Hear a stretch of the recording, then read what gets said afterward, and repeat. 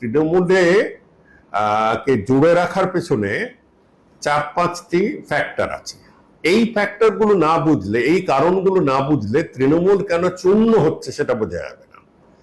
তৃণমূলকে যে আঠা ধরে রেখেছিল তার মধ্যে সবচেয়ে বড় হলো সংগ্রাম।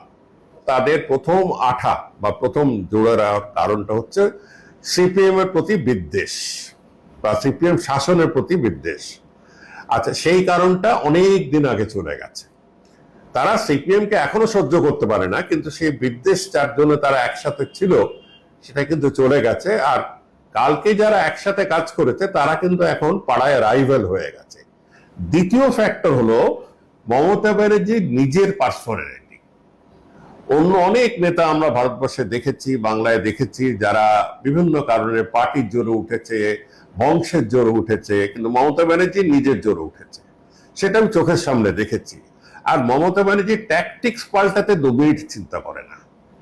এই যে দুমদাম বাদিক দাদিক পাল্টাচ্ছে, যখন সুবিধা হলো বিজেপির সাথে হাত মানালো, যখন সুবিধা হলো বিজেপিকে ছেড়ে দিয়ে কংগ্রেসের সাথে হাত মেলালো, যখন সুবিধা হলো কংগ্রেসকে খুঁড়ে খুঁড়ে খেয়ে নিল, যেই কংগ্রেসের সাথে ঘর করছে সেই কংগ্রেসকে কাটছে।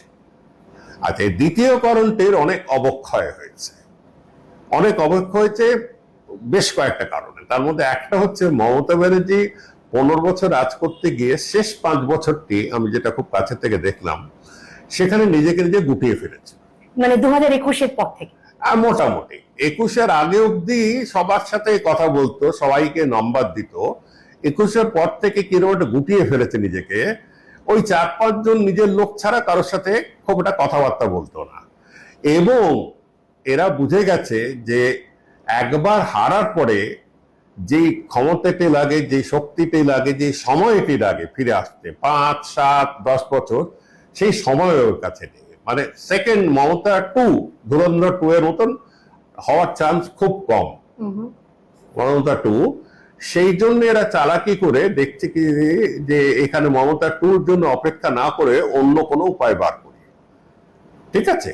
তৃতীয় কারণ হলো ওই যে যাদেরকে এনেছিল মমতা ব্যানার্জি রাস্তার থেকে, ক্লাব থেকে, বিভিন্ন জায়গার থেকে, তারা কিন্তু তাদের নিজেদের রোজগারের জন্য কিছু টাকা তোলার তিনি একটা মোটামুটি পারমিশন দিয়ে দিচ্ছেন। সে হকার থেকে তুলুক আর যেখান থেকে তুলুক, তাদের টাকা তুলতে তুলতে এমন একটা পর্যায়ে চলে গেছে যেটাকে একেবারে রোগে ছড়িয়ে গেছে।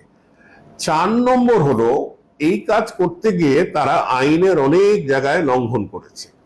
এই যে আইনের লঙ্ঘন করেছে বা আইনের বাইরে তারা কাজ করেছে, তারা প্রায় সকলেই জানে।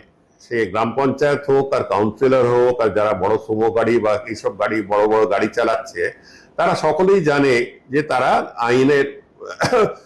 আইনের চোখে ধরা পড়লে তাদের সবার শাস্তি হবে।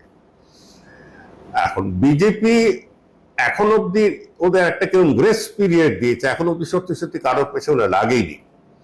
কিন্তু যদি লাগার শুরু করে, লাগতে শুরু করে, তবে কিন্তু একজনও বাঁচবে না।